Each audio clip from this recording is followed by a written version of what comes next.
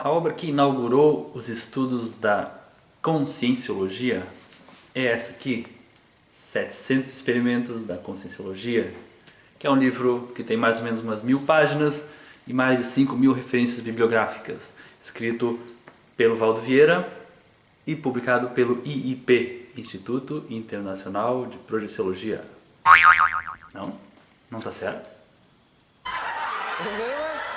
Like a tiny one? The first letter.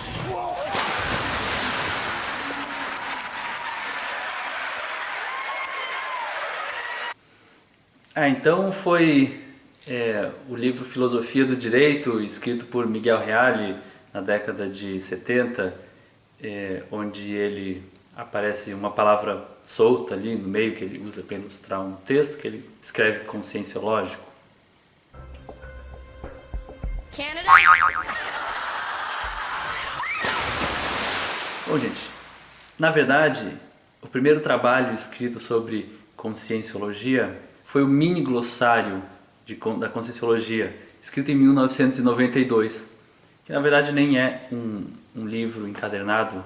De fato, ele é fotocopiado e espiralado, foi distribuído entre os colaboradores daquela instituição que eu mencionei, o Instituto Internacional de Projeciologia. Ele é um livro que tem umas 50 e poucas páginas e mais ou menos 150 definições das palavras novas desta alegada ciência. Aí eu pergunto para vocês, não é estranho uma disciplina, uma ciência, uma doutrina, o que quer que seja, começar com um glossário? Com um dicionário de definições? Não é diferente do que se espera de que disciplinas, doutrinas, estudos se desenvolvam e a partir do seu desenvolvimento se criem termos, expressões e outros não se criem, mas se deem novos significados a termos antigos, e aí bem depois é que começam a aparecer os dicionários e glossários dessas disciplinas específicas. Geralmente é isso que a gente observa.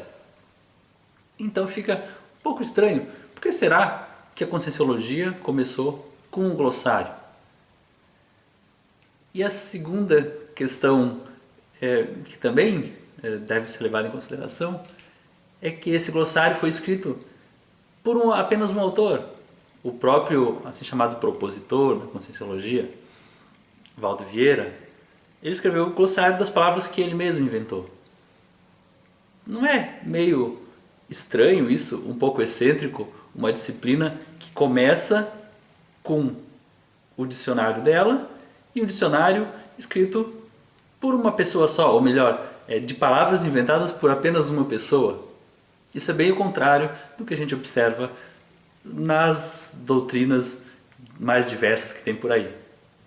Onde elas se desenvolvem, termos surgem, significados são dados para expressões daquela disciplina por vários autores de maneira compartilhada e também tanto com consensos e com controvérsias, e toda essa mistura, esse arcabouço é depois resumido em dicionários, em glossários, para o leitor se situar no estudo daquele tema.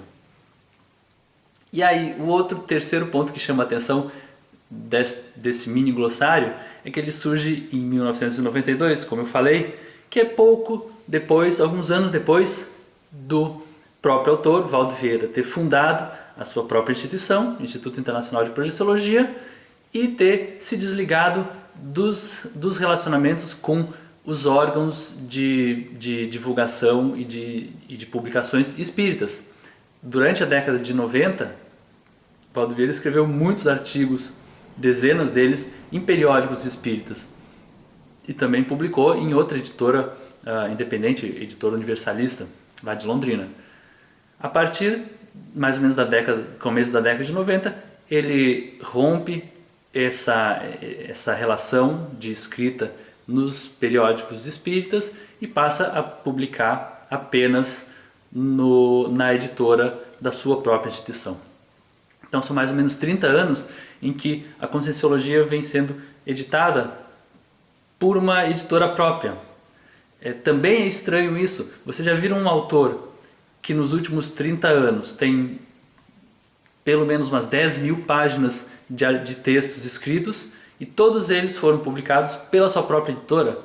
Nenhum deles foi publicado em editoras diferentes, independentes, de outros campos e de outras disciplinas.